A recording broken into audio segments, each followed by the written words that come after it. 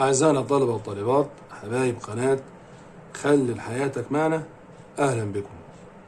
كل سنة وحضراتكم طيبين بمناسبة اقتراب عيد الأضحى المبارك. أعاد الله علينا وعليكم بالخير واليمن والبركات. طبعا النهاردة مع حضراتكم فيديو مهم جدا جدا حقيقة للشباب اللي بيستعد لامتحان الكيمياء هذا العام 2023. فعايزين نحل مع بعض كده امتحان نموذج الاسترشادي، امتحان التجريبي اللي نزلته الوزارة. الحقيقة امتحان جميل جدا جدا، وهنحاول ان احنا يعني نحله مع حضراتكم في الفيديو دون. هنقسمه على فيديوهين، هما حوالي 50 سؤال، يعني 25 و25 عشان ما يبقاش الفيديو ممل او يعني متعب لحضراتكم. وان شاء الله هنجاوبه بالتفصيل الممتع، مش التفصيل الممل، الممتع ان شاء الله، اللي هيبقى فيه اكتر من معلومة يعني لحضرتك عشان تراجع مراجعة كويسة. مش هطول عليكم، ويلا نبدأ كده ونشوف مع بعض. اول سؤال بيقول ايه؟ بيقول عنصران اكس وواي التركيب الالكتروني لكاتيوناتهما زي ما انت شايف كده. هنا اكس 4 تمام، اي ار 18 3 دي 1، واي 6 اي ار 18 3 دي 2. طيب انا هنا عايز مني ايه في السؤال؟ بيقول لي من مميزات السبيكه المتكونه من العنصر اكس مع احد سبائك العنصر واي مع الكربون هي ايه؟ المميزات بتاعتها. يبقى اذا مميزات السبائك مهمه. طيب انت لازم الاول تعرف مين هو اكس ومين هو واي، ولما يجوا مع الكربون ممكن تكون السبيكه دي الميزه بتاعتها ايه بالظبط من الف وب وج ودال. فتعالوا كده نشوف. هنبدا حضرتك كده قانون دون بيقول ايه؟ لو انا عايز اعرف العدد الذري للعنصر، القانون ده بيقول العدد الذري للغاز الخامل تمام اللي موجود عندي، اجمع عليه الالكترونات اللي موجوده في المستويات الفرعيه اللي موجوده في التركيب الالكتروني، وكمان اجمع عليها الشحنات الموجبه على الكاتيون. طيب تعال نطبق.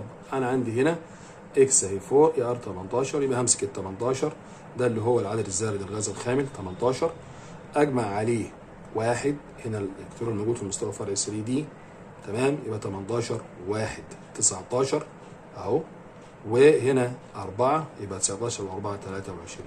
طبعا انا عارف عناصر السلسله الانتقاليه الاولى وعارف اعدادها الذريه، حافظها كويس. يبقى انا عندي الفاناديوم هنا في 23.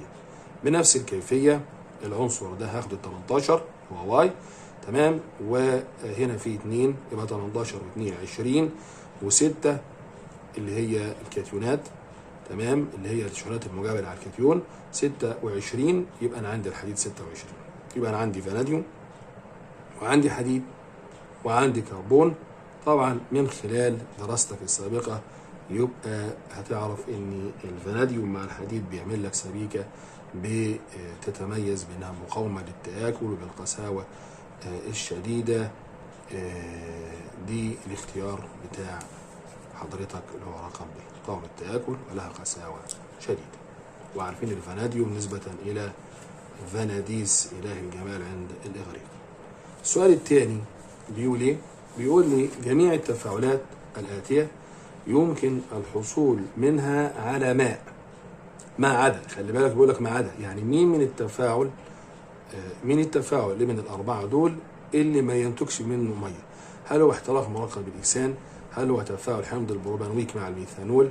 طبعا لو احنا جينا مسكنا اول اختيار، الايثان ده مركب عضوي، معروف ان المركبات العضويه لما بتحترق بينتج منها ثاني اكسيد كربون وبخار ماء. يبقى رقم واحد دي طبعا وانرجي طاقه حراريه، يبقى واحد دي ما تنفعش. تفاعل حمض البروبانويك يبقى ده حمض مع الميثانول، حمض مكحول، استر وايه؟ استر وميه. ده احنا حتى بنجيب حمض الكبريتيك عشان يمتص الميه ويمنع التفاعل العكسي، يمنع تفاعل الانعكاس، يبقى دي برضه فيها ميه. هنا اضافه برمنجانات البوتاسيوم لمركب واحد بروبانول. طبعا هنا بروبانول ده كحول، لما بنعمل له عمليه اكسده الاتش بتتحول في الكحول الى OH، وبالتالي بيبقى في عندي مجموعتين هيدروكسيد متصلين بذره كربون، فعلى طول بيطلع جزيء ميه، وبالتالي رقم د هي السليمه. لانك انت لما تعمل بلمره ايه نوعها؟ بالاضافه ولا بالتكاثف؟ لو كانت بالتكاثف تمام هيبقى في ميه، انما دي بلمره للبروبلين اللي هو البروبين. تعالى كده نشوف مع حضرتك السؤال ده، وانا حابب ان انا عشان قلنا ندي المعلومه ان احنا نشتغل على المعادلات. ادي كده المعادله الاولانيه اللي هي معادله احتراق الانسان C2H6. هنا قلنا زمان ان عشان اوزن المعادله بتاعتي عدد ذرات الكربون اللي في الهيدروكربون هي نفسها عدد مولات ثاني اكسيد الكربون، وهنا عدد ذرات الهيدروجين في الهيدروكربون لما تقسمها على 2 عشان 3 في 2 هنا ب6 يديني عدد مولات الميه. وبعدين بتحسب الاكسجين هنا 2 في 2 ب4، هنا 4 و3 7، على طول يبقى 7 على 2 هيديني عدد مولات الاكسجين. طبعا الميه موجوده هنا في المركب. التفاعل الثاني اللي قلنا عليه اللي هو البروبانويك اهو، تمام. عارفين ان الميه بتطلع ازاي؟ OH من الحمض، H من الكحول، يبقى هيديني الاستر او استر بروبانوات CH3 CH2CO OCH3 استر بروبانوات الميثايل، والميه نتجت اهيا. التفاعل رقم 3 اهو شايفين كده. انا عندي طبعا ده كحول اولي عشان هنا ذره الكربونول اللي هي متصله بمجموعه الهيدروكسيل متصل بيها 2 هيدروجين ودي مجموعه R، فهنا الاتش هنا هتتحول بالاكسده الى OH زي ما احنا شايفين اهو OH اهو، وبالتالي هنطلع جزيء ميه، تمام. هتتكون رابطه هنا مزدوجه ما بين السي والاو، هيدينا الالدهيد بروبانالدهايد ويطلع الميه. ادي اخر تفاعل هو الاختيار رقم د اللي قلنا عليه الاختيار السليم. البروبلين هو البروبين ده عباره عن الكين. لما نعمله بالمره بالاضافه بنفك الرابطه المزدوجه ديا، وزي ما انت شايف كده الاثنين الكترون اللي هنا تيجي هنا كل واحد بياخد الالكترون بتاعه كده وكده زي ما انت شايف الى ان من الجزيئات. بنعمل بالمره ده اللي هو البي بي بولي بروبين، ومعروف طبعا استخداماته ودرسنا الكلام ده قبل كده. طيب هنشوف السؤال رقم 3 مع حضرتك. بيقول ايه؟ في التفاعل المتزن التالي، تمام. 4NH3 بلس 3O2 يدينا 2N2 بلس C6H2O. الكي بي 15 و47%. مديلك الضغط الجزيئي بتاعت النشادر وبتاعت الاكسجين وبتاعت بخار الميه. عايز الضغط الجزيئي للنيتروجيني هنا كام؟ طبعا انا اتعلمت ازاي اكتب معادله ثابت الاتزان. هتعامل مع اللي هو ضغوط جزيئيه للنواتج على الضغوط الجزيئيه للمتفاعلات زي ما انت شايف كده. وطبعا هنا عندي 2 اهو يبقى B2 N2، تمام. هنا البي 6 H2O، تمام زي ما انت شايف. والنواتج تحت عندي هنا 4 يبقى بي 4 NH3 3. يا ريت يكون معاك الورقه والقلم وتتابع معايا وعشان تقدر تحسب وتبقى انت فاهم احنا بنعمل ايه. هنا بي 3 و2 بالشكل ده.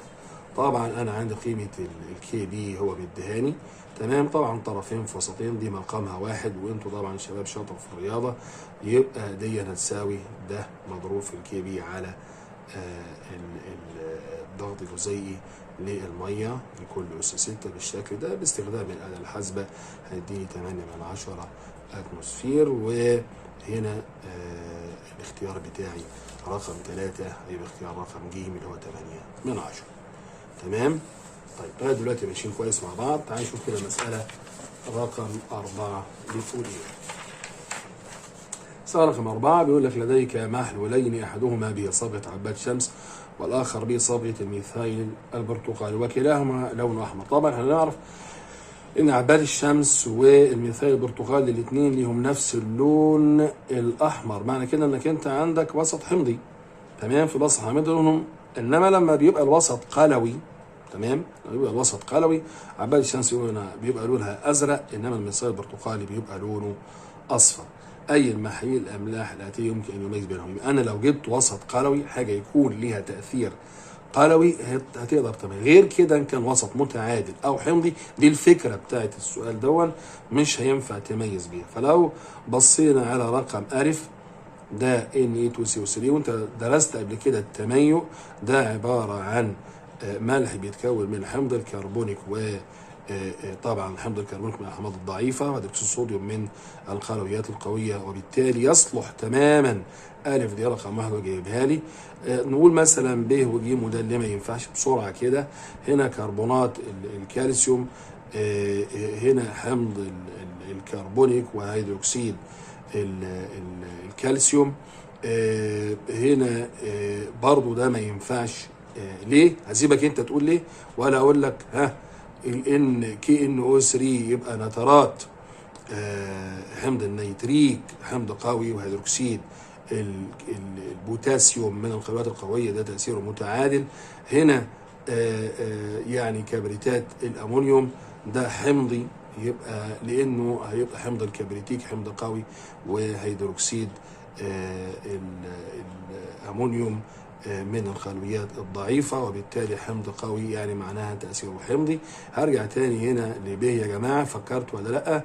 هنا ده حمض ضعيف، هنا هيدروكسيد الكالسيوم من القلويات اللي هي الضعيفة، وتعتبر مقارنة بهيدروكسيد الصوديوم، ولو اني كنت ما افضلش ان هو يجيبه في الاختيارات، لكن طبعا هنا ده وبقوة التأثير بتاعه وتقدر تميز بيه بسهولة.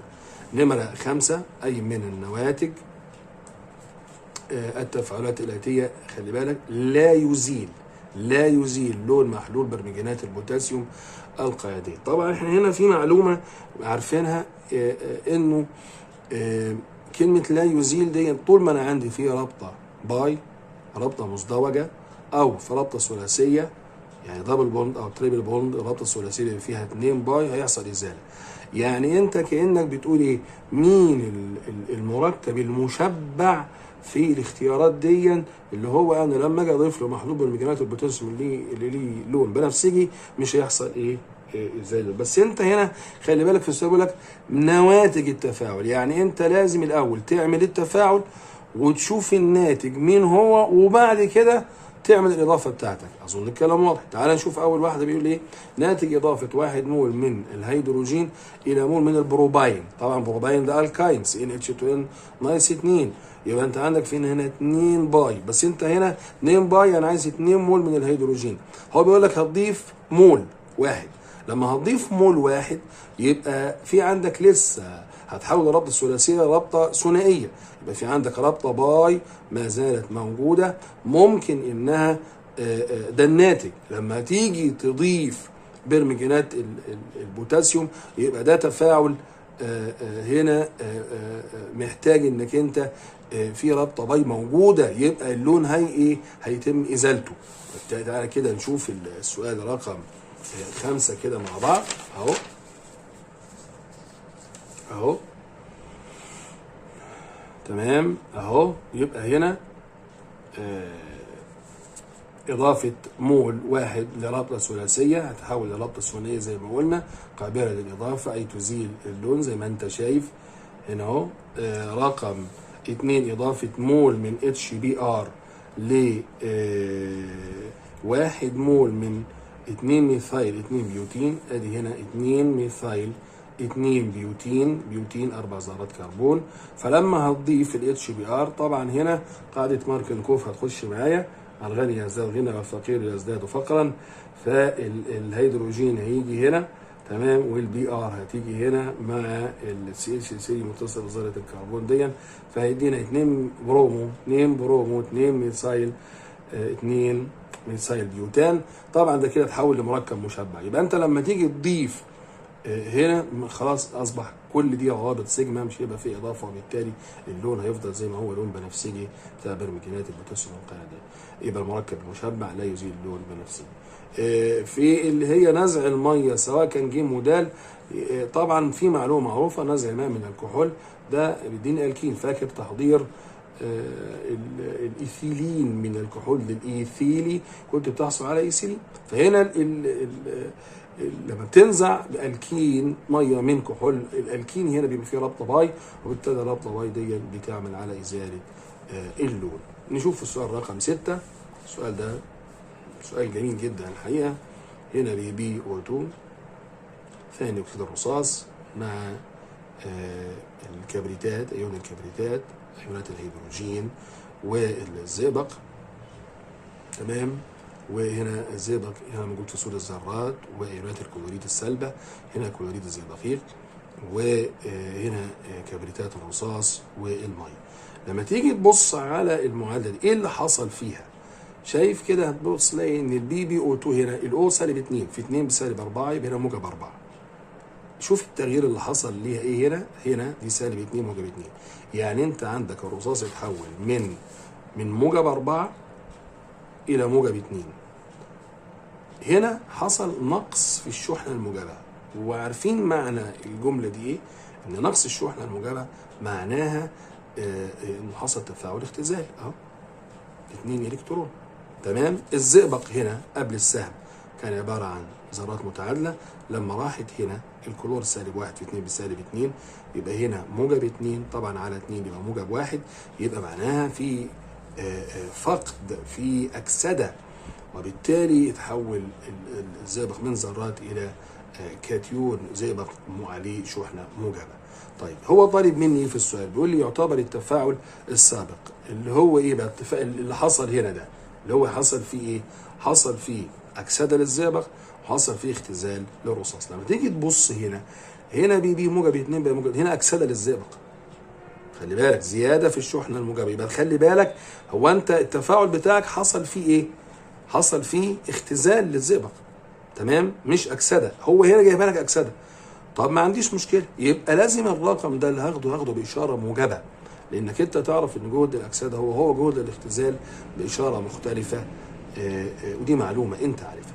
هنا الاتش جي برضه جايبها لي اكسده، الاتش جي هنا زيرو موجب، فهاخد الحاجه باشارتها. يبقى هنا للتفاعل ده هقول جهد اكسده الزئبق زائد جهد اختزال الرصاص، او اي على فكره قانون من قوانين الثلاثه، جهد الاكسده الاكبر ناقص جهد الاكسده الاصغر، جهد الاختزال الاكبر ناقص جهد الاختزال الاصغر. تقدر تطبقه ما عندناش مشكله، بس يعني ده كده سهل وبسيط. يبقى هنا هتاخد جهد اكسده الزئبق عندي هنا هتاخد الرقم ده اللي هو ماينص 59%. تمام. زائد هاخد دي قلنا باشاره موجبه 1.69% بالحسابات البسيطه هيدي لك موجب 1.1 وما دام طلعت موجبه يبقى التفاعل ده طبعا تلقائي، يبقى الاختيار بتاعك هو الاختيار رقم ب. تمام. يبقى اذا نمره 5 خدت ب و6 كمان خدت ب. رقم 7 سؤال رقم 7. متابعين معايا اوعوا تكونوا نمتوا مني. هنشوف كده الرسمه دي جميله جدا. اي العبارات الاتيه تمثل الشكل البياني الصحيح؟ طبعا من الشكل اللي قدامك ده واضح جدا ان انا عندي تفاعل تام ولا انعكاسي؟ طبعا تفاعل تام. وبقدر اميز التفاعل التام عن التفاعل الانعكاسي ان التفاعل التام يا اما بيبقى فيه بيتكون راسب او بيتصاعد غاز. فهنا لما اجي ابص هنا ده عباره عن محلول املاح، محلول كلوريد صوديوم مع محلول هيدرات الفضه، هنا بيتكون راسب. هنا مسامير حديد مغطاه بالزيت، طبعا لما تتغطى بالزيت هنا مفيش الزيت هيمنع ان الحديد يحصل له صدى، لانك انت ده نوع من انواع الحفاظ على الحديد من التآكل او من الصدى. مسامير حديد مغطاه بالماء هنا هتصدي وعمليه كهروكيميائيه. تمام. هنا قطع مغنيسيوم زائد حمض هيدروكليك مخفف.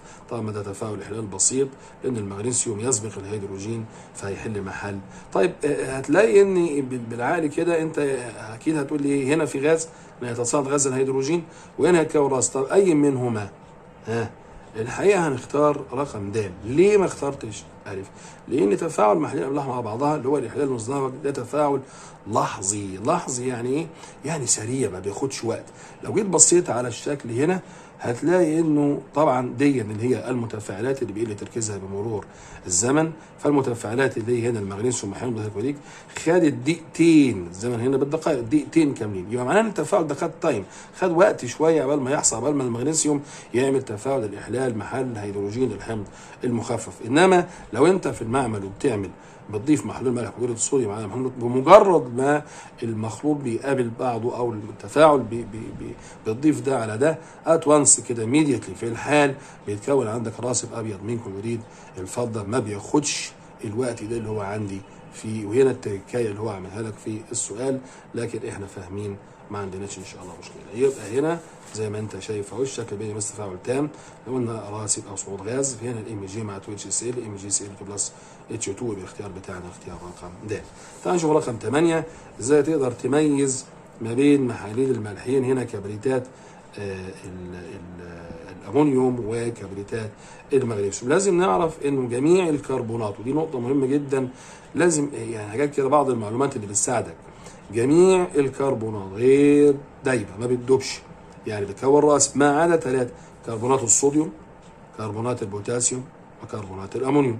طب الحته دي هتفيدني في ايه؟ هنا لما تبص على النترات، جميع املاح النترات، ويمكن كاتبها هنا في السؤال اللي هو كان رقم 4 اللي عدى، جميع املاح النترات، يعني اي نترات اللي هو نترات صوديوم، نترات بوتاسيوم، نترات، اي نترات بتبقى، والبيكربونات كمان بتبقى زايبه في الميه، وبالتالي هنا خلاص النترات دي انا هشيلها من دماغي، مش هتعامل معاها. البيكربونات دي هشيلها من دماغي برضه، تمام. هنا كمان الكالسيوم مع كبريتات الكالسيوم، ده اللي هو الجبس ده على فكره كبريتات كالسيوم لونها ابيض فراسب. هنا كبريتات الكالسيوم، وبالتالي هتديني في الاثنين كبريتات كالسيوم، يبقى اذا مش هتنفع الماده دي.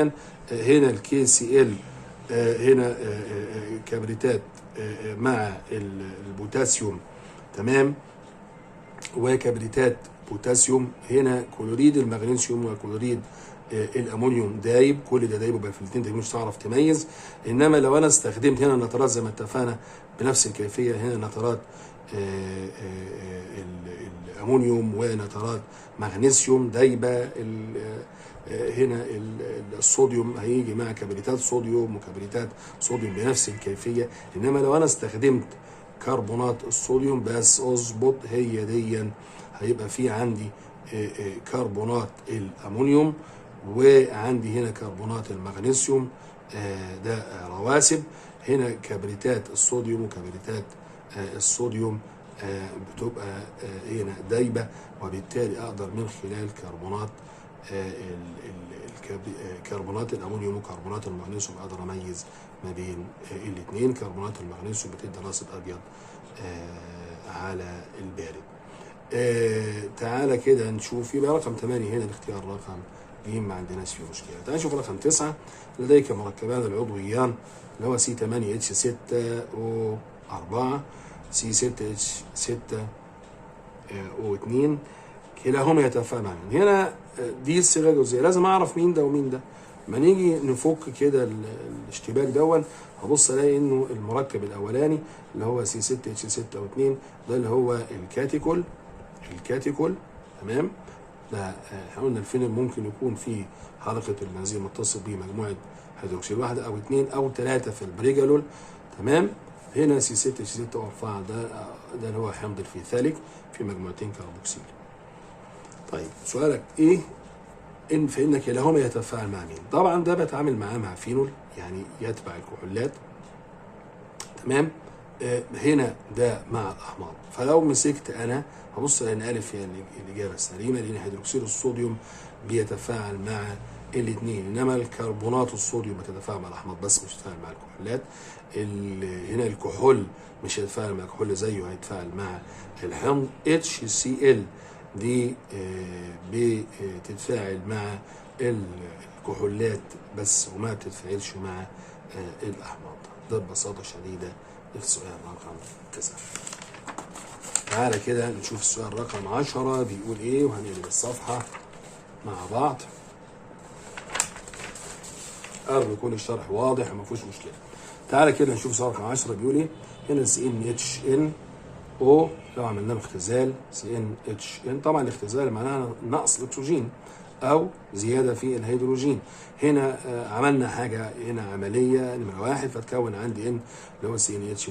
ايه القصه هنا؟ تعال نشوف. طبعا CnHnO ده اللي هو الفينول اللي هو C6H6O، هي C6H5OH.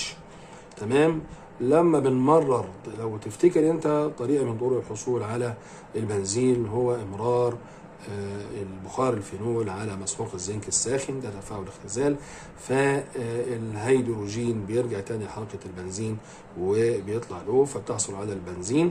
البنزين لما بنعمله عمليه هدرجه، ودي ليها رقم 1، في عندي هنا طبعا 3 روابط مزدوجه، فبيديني 6 ذرات هنا على ال6 اللي موجودين هنا، وبالتالي يديني الاكسان حلقه 6H12. وبالتالي اللي حصل عندي، والاختيار يبقى رقم ب، عندي نمره 1 ده هدرجه اهو، ونمره ايه اللي هو الهكسان الحلقي. تعال نشوف سؤال 11. اضيفت قطعه من الخراسين الى حمض كبريتيك مخفف. طبعا الخراسين لما نضيفه حمض الكبريتيك ده تفاعل احلال بسيط، فبيدينا كبريتات الخراسين وبتصاعد غاز الهيدروجين، ثم امر الغاز الناتج في 4 محاليل. يبقى انت الهيدروجين بيمر، يعني بيعمل تفاعل ايه؟ تفاعل اختزال. يبقى ايه العمليات التي يمكن حدوثها؟ يبقى انت هنا كلمه اختزال معناها ايه؟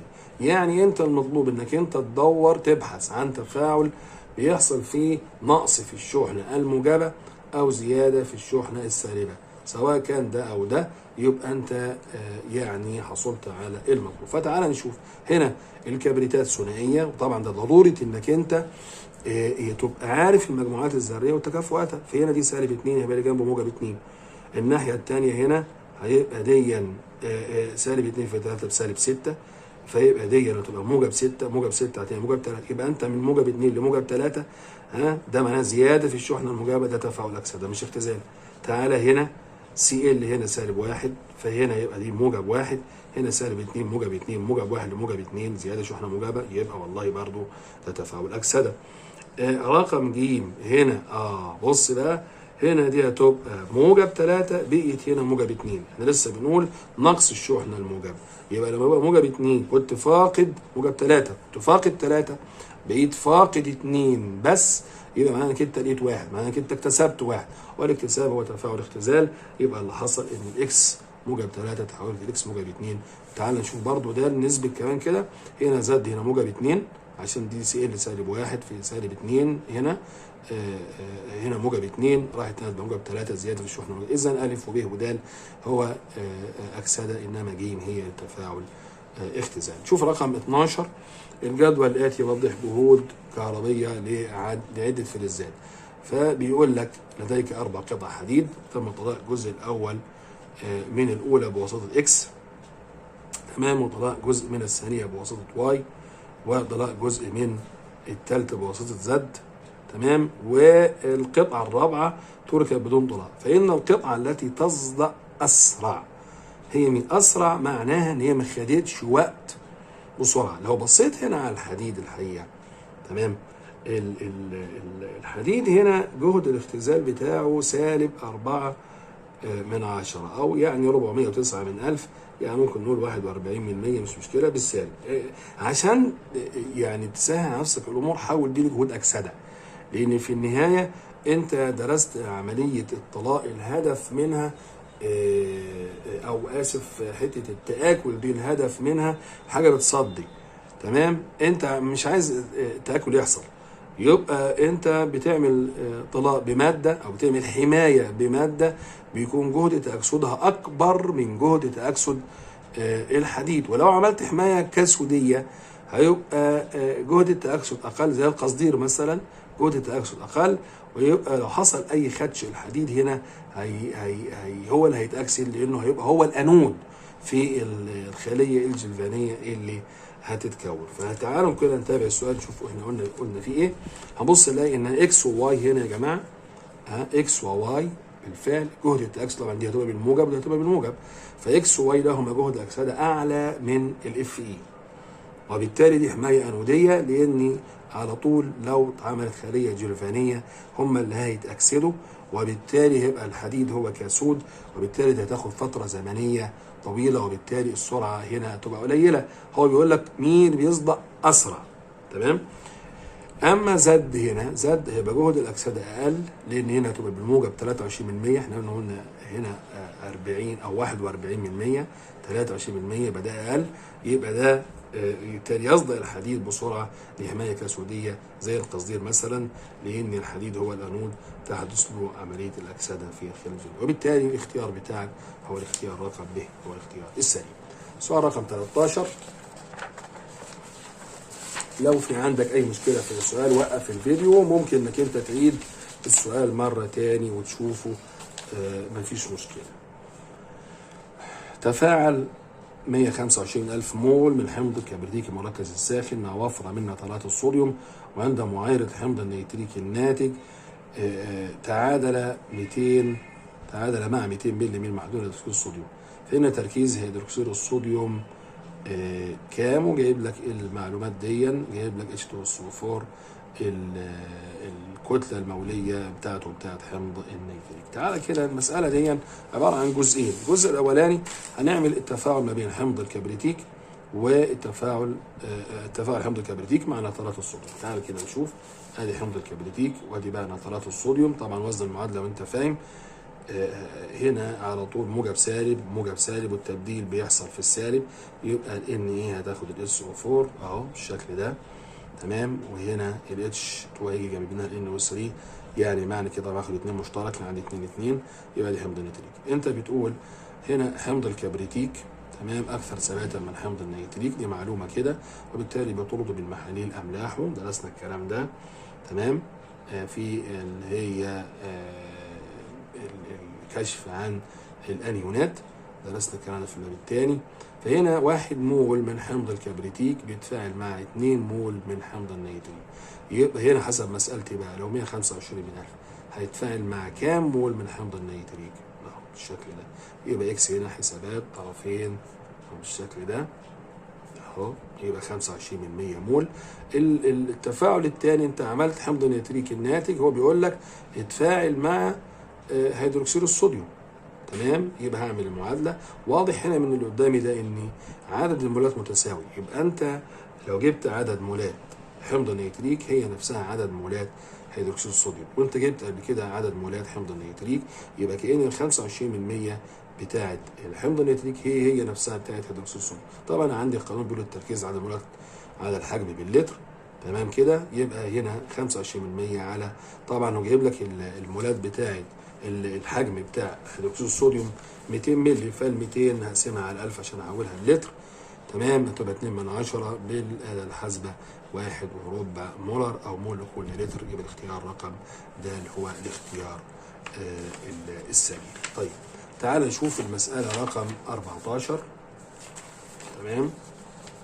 بتقول لي سؤال رقم 14 بيقول أي مما يمثل تفاعل تام. التفاعلات التامة يا جماعة يا ريت برضه نركز كده في بعض المعلومات، حاولت ان انا اكتبها لحضرتك عشان ممكن توقف الفيديو برضه وتراجعها عشان تبقى المراجعة يعني اعتقد مهمة ليك. يعني تفاعل حمض القوي مع القالب القوي ده تفاعل تام، وبالتالي لما يبقى قوي اي منهما قوي تاني ضعيف، خلاص يبقى تفاعل انعكاسي، غير ذلك انعكاسي.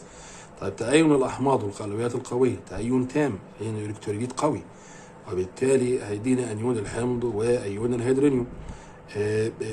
التفاعل ده تام لأنه بنقول إلكتروليت قوي زي مثلا HCl زي H2SO4، مش هيبقى في HCl غير متأين، أو حمض الكبريتيك H2SO4 غير متأين، كله بيتأين ويدينا الأنيون بتاع الحمض وأيون الهيدرونيوم. غير كده هيبقى انعكاسي عشان هو إلكتروليت ضعيف، لما مثلا حمض الأسيتيك، لما مثلا هيدروكسيد الامونيوم ده قلبه ضعيف، الاحماض العضويه كلها عباره عن الكترونات ضعيفه، وبالتالي تأينها يبقى تأين غير تام، يعني تفاعل انعكاسي. طيب تأين الاملاح الذائبه تأين تام، لما نقول مثلا كلوريد الصوديوم خلاص مش هيحصل يتحول كله الى ان موجب والCl سالب. اما شحيحه الذوبان تمام، زي مثلا لما نقول كلوريد الفضه دي اللي بنعين لها حاصل الإذابة، بالتالي هيبقى بنحسب لها الKSB، فده انعكاسي. العناصر الغازية لتكوين مركب هنا بقى اللي هو ايه، عندي تكون مركب من عناصر أولية مركب غازي. هنا إذا كان الموضوع أو التفاعل يعني معمول في إناء مغلق، ممكن جدا يحصل انه التفاعل ده يبقى انعكاسي. اما اذا كان مفتوح وبالتالي الناتج هيطلع من وسط التفاعل من حيث التفاعل مش هيبقى موجود، هيبقى ده تفاعل تام. فهو طبعا يعني هنشوف ده في السؤال هنا، هنشوف كده مع بعض اهو. ده هنا شايف كده حضرتك، ده حمض اسيتيك ضعيف، فهنا اسيتات الامونيوم تمام وميه، طبعا ده انعكاسي لان احنا قلنا عايزين قوي مع قوي، انما ده ضعيف مع ضعيف.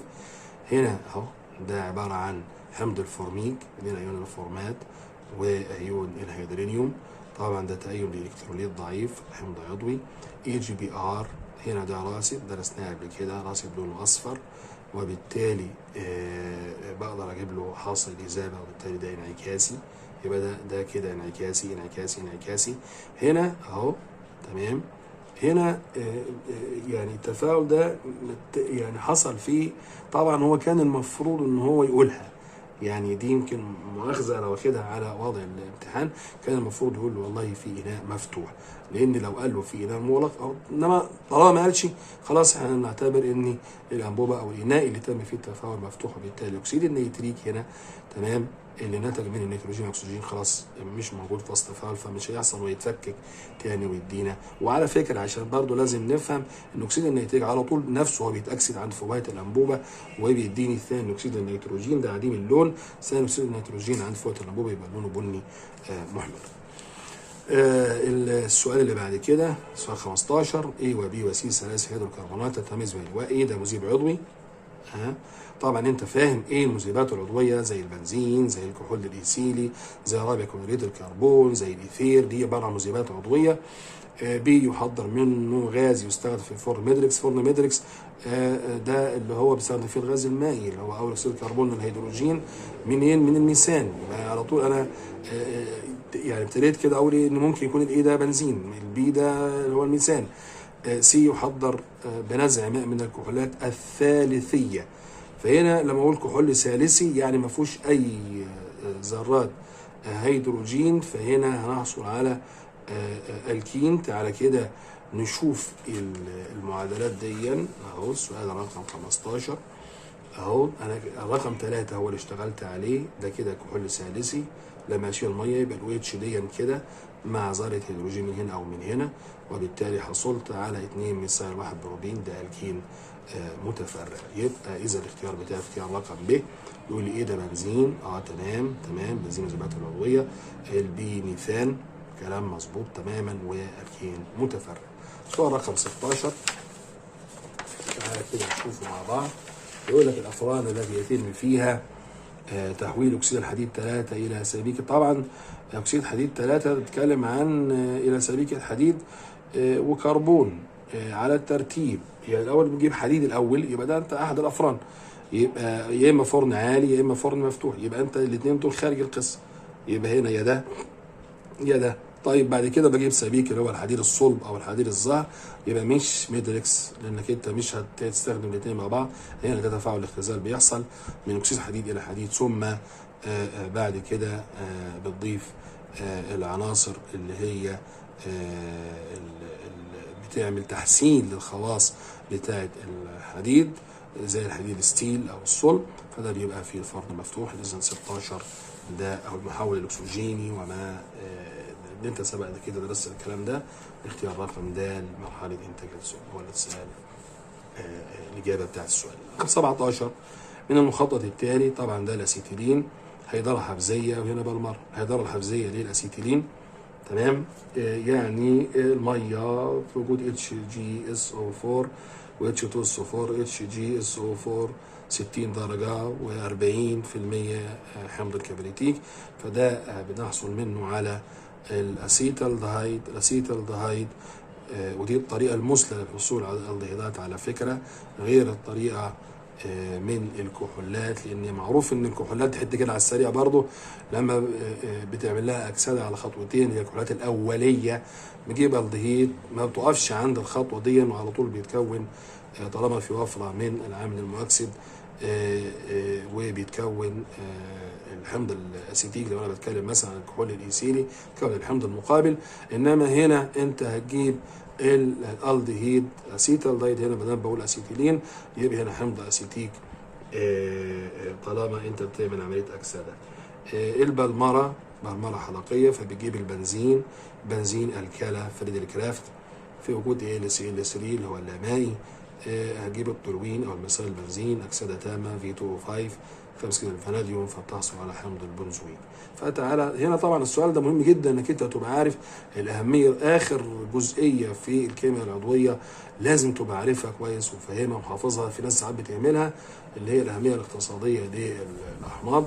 تعالى كده نشوف اهو، يبقى C2H2 ادي الالدهيد اهو هيدره، وقلنا الشروط مع بعض دلوقتي. ادي حمض الاسيتيك، ادي هنا بالمره حلقيه اللي هي ريدي تيوب اللي هي انبوب من النيكل مسخنه درجه الاحمرار، ثلاث جزيئات من الاسيتيلين فيديني البنزين. ادي الالكالا فريدريك، وبالتالي مثال البنزين اكسده تامه في وجود طبعا بتستخدم 3 مول من الاكسجين مع 2 مول من التولوين. يعني ممكن جدا سؤال كده يقول لك والله لو عندي مول من التولوين يبقى هتعوز 1.5 3 على 2 مول من الاكسجين يعني.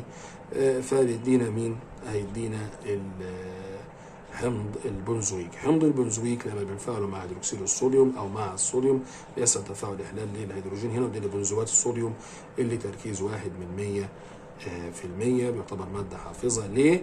للاطعمه والمعلبات لانها تمنع نمو الفطريات فيها. وبالتالي رقم ب هو السؤال، هو الاختيار بتاع السؤال رقم 17. تمام. انه يستخدم في صناعه الحرير، وبه طبعا احنا قلنا له حمض الاسيتيك. راجع طبعا الاستخدامات بتاعه المركبات.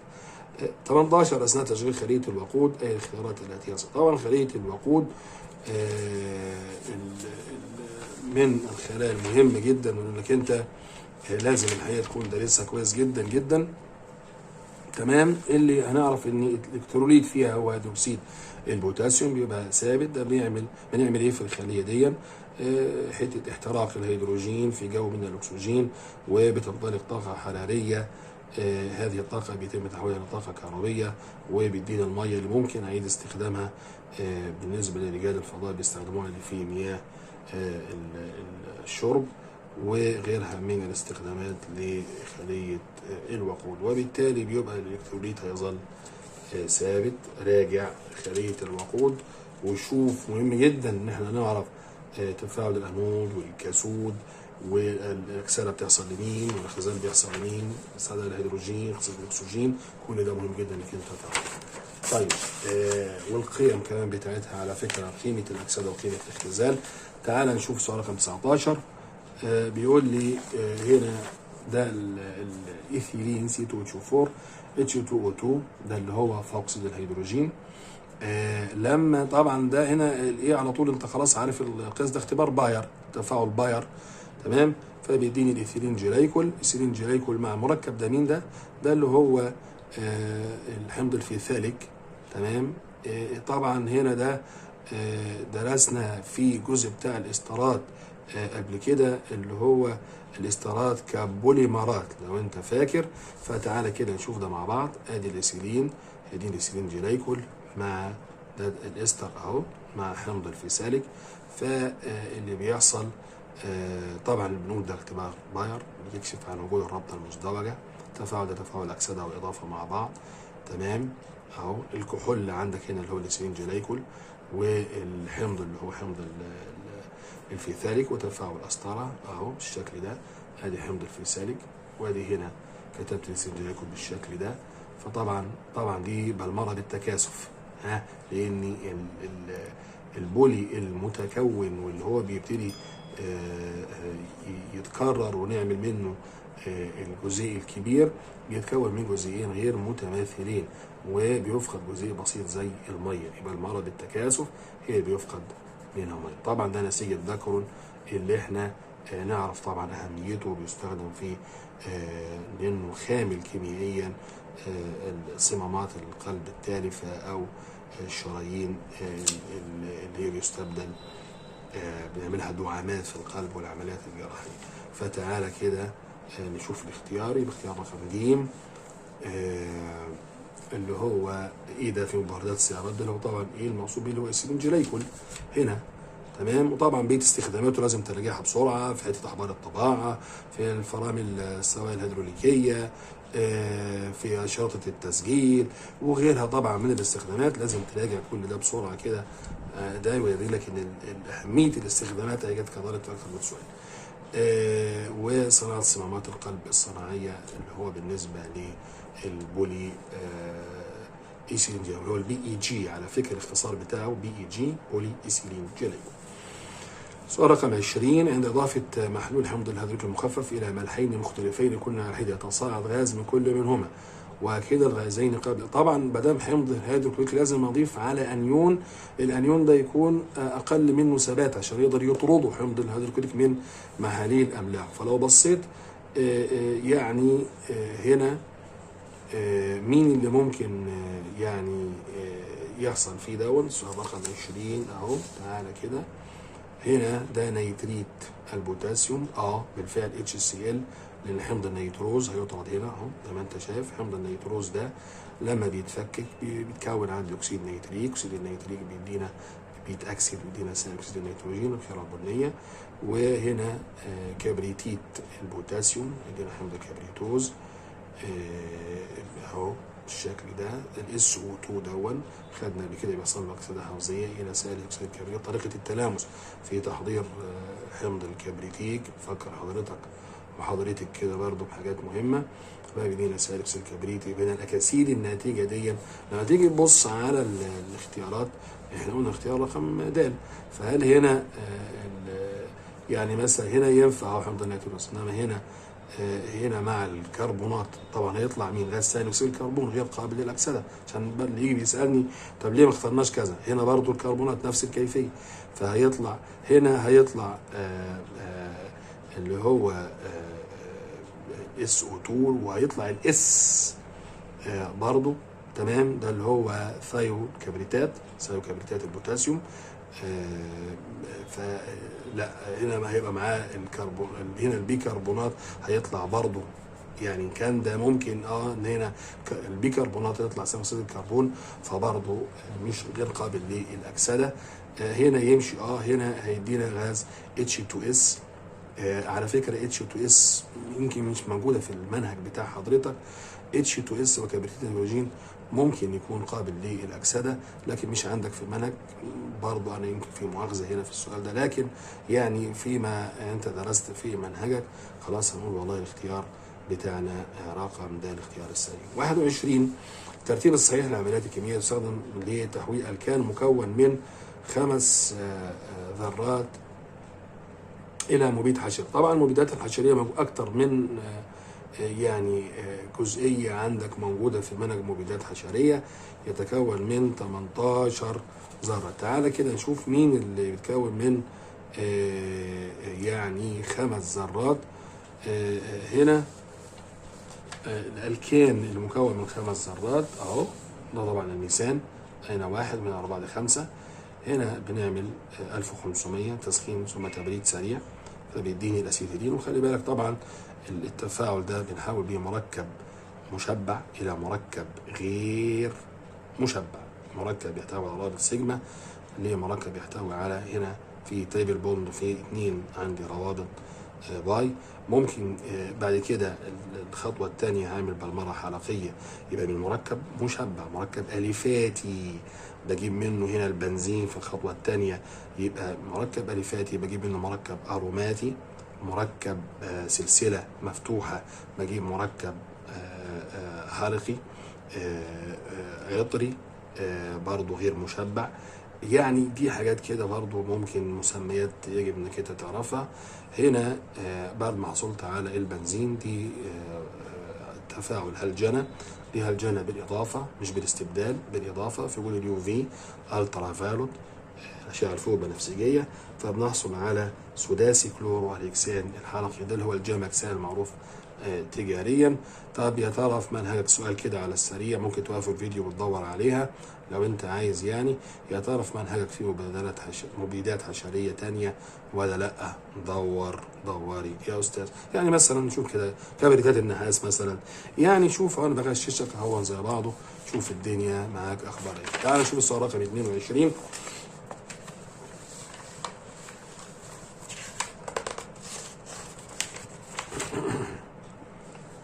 بيقول ايه؟ في الخلايا الجلفانيه الممثله بالرمز الاصطلاحي الاتي. هنا واضح تماما انه النيكل ان اي بقى ان اي موجب 2 يبقى ده اكسده.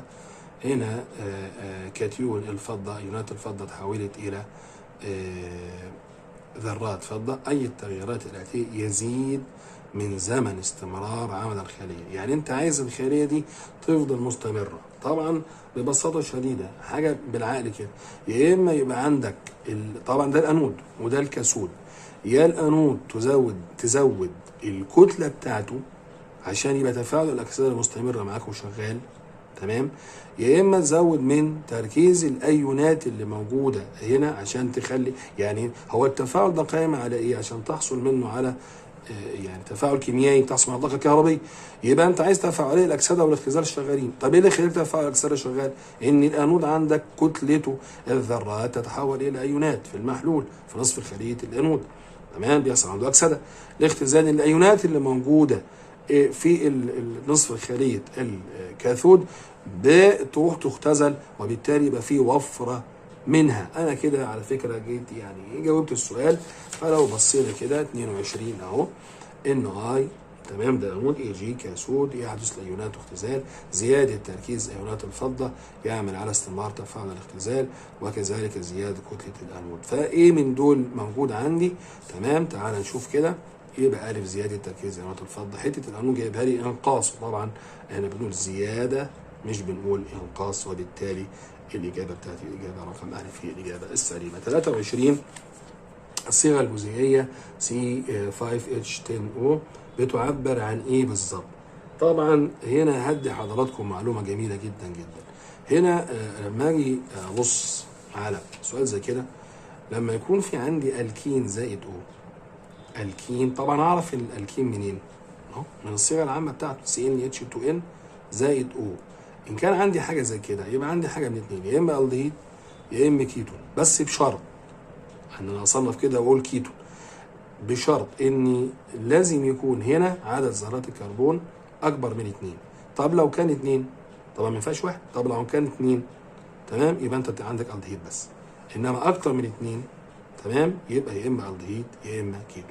طب لو عندي الكين زائد O2، يعني عندي ذرتين اكسجين، يبقى يا اما حمض يا اما استر. طب لو كان الكان زائد O، تمام، طبعا هنا CnH2 زائد 2 زائد O الالكان الصيغه العامه بتاعته، يبقى يا اما كحول يا اما ايثير. فلما اجي ابص على السؤال بتاعي ده ايه يعني اللي موجود عندي هنا 23 هو ايه من هنا؟ C5H10 يبقى N2N، يبقى ده الكين زائد O، يبقى انا هنا يبقى يا اما عندي الدهيد يا اما كيتون. اي حاجه غير كده، وطبعا هنا في 5 ذرات كربون يبقى ممكن واحد من الاثنين، اي حاجه غير كده يبقى خلاص السلام عليكم، تمام كده. يبقى هنا ده بيقول لك ايه؟ بيقول لي ايثير، خلاص كلمه ايثير خلاص انا بحكي هنا يبقى مش هتنفع، لان الاثنين دول هنا بيبقوا ايزومر لبعض، تمام، وشبه جزيئيه. طيب هنا ده حمض، حمض، انا ما عنديش O2، ادي حمض واستر، ده حمض وكحول، شكرا مش تبع. طيب هنا حمض مع كيتون، حمض مع كيتون برضه ما فيها. بص هنا بقى طبعا الاسيتالدهيد وهو الايثانال لو انت فاكر. الالف واللام دي بيدخل هي مجموعه CHO الفورمايا CHO بتاعت الالدهيد، يبقى انت بتتكلم عن الدهيد هنا بنتانون واو والنون كيتون زي اسيتون واو ونون، فالكيتون يبقى شكرا. 23 الاختيار رقم د وانا مغمض، تمام، هو الاختيار السليم. طالما عرفت برضه تقدر توقف الفيديو وتثبت وتاخد المعلومه دي، لان انا معرفتي ليها هتفيدني كتير جدا جدا في الاختيار السريع اللي ما ياخدش مني وقت، من غير ما اقعد ارسم الحاجه واشوفها دي ايه ودي ايه ودي ايه وتاخد مني وقت كبير في الامتحان. السؤال 24 بيقول لي ايه؟ اي العمليات التي هي صحيح للوصول على اكسيد الحديد الاحمر. طبعا اكسيد الحديد الاحمر يبقى بتكلم عن برافو تمام. اكسيد الحديد 3 Fe2O3. FeO معروف لونه اسود، المغناطيسي برضه ليه خواص المغناطيسيه لونه اسود، فهنا هو الماجنتايت، انما هنا ده الهيماتايت عايزين نحصل عليه. فهنشوف طبعا المعادلات، والشباب معادلات الحديد يعني بسم الله ما شاء الله شطار يعني. هنا بيقول لي ايه بقى؟ تسخين الحديد في الهواء لدرجه الاحمرار لفتره قصيره. طبعا الحديد في الهواء لدرجه الاحمرار ده مع الاكسجين ده الماجنتايت، ماجنتايت اللي حافظ معادلات الحديد. اضافه حمض الكبريتيكي اظبط معلومه لازم اكون عارفها. اكسيد حديد 2 هو الاكسيد الوحيد من الاكاسيد اللي غير كده اللي هو اكسيد حديد 3، والاكسيد الحديد المغناطيسي هو الوحيد منهم اللي انا بفعله مع حمض الكبريتيكي المخفف، ما بكلمش عن المركز. يعني هل هو ما يتفاعلش المركز؟ لا يتفاعل، انما المخفف بيتفاعل. عشان كده اقدر، ودي انا كاتبها هنا كمعلومه يا جماعه، لاحظ ان اكسيد الحديد 2 هو الوحيد من باقي الاكاسيد الذي يتفاعل مع الحمض المخفف، الذي يستخدم كطريقه للتمييز بينه الاكسيد الحديد 2 يعني وبين اكسيد الحديد 3 اكسيد الحديد المغناطيسي. تمام؟ فهنا اهو يبقى رقم تمام. اضافه حمض الكبريتيكي المخفف لاكسيد الحديد 2 يبقى هيديني الملح بتاعه اهو، اللي هو FeSO4. اللي دي هاخدها، دي طريقه من طرق الحصول على اكسيد حديد 3 بالتسخين. ودي على فكره المعادله دي يا جماعه يقول لك والله ايه احدى المعادلات اللي بتسخن كبريتات فلز وبتحصل على 3 انواع من الاكاسيد. اهو هنا اهو صح الكلام ده. في عندك اكسيد حديد 3 اللي هو طالبه مني، وثاني اكسيد الكبريت، وثالث اكسيد الكبريت، واللي انا اقدر استخدمه في الحصول على حمض الكبريتيك بطريقه التلامس. طيب يبقى هنا السؤال رقم 24 هيبقى الاختيار بتاعي اختيار رقم ب، اضافه حمض الكبريتيك المخفف ثم تسخين الناتج اللي هو تسخين كبريتات الحديد 2. تعال نشوف السؤال 25 وده اخر سؤال هنحله في الفيديو ده، وهنبقى نكمل الفيديو تاني ان شاء الله. اللي بيقول لي اكس وواي وزد 3 مشتقات هيدروكربونيه، اكس يمكن اكسدته واختزاله. طبعا مين اللي ممكن اعمل فيه كده؟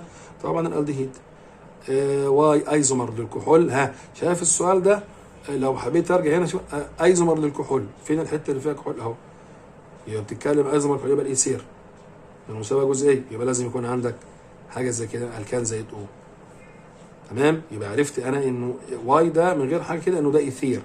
زد ينتج من تفاعل حمض مع كحول، انا فاهم ان الاحماض مع الكحولات هو تفاعل اسطره، وبالتالي هيديني الاستر.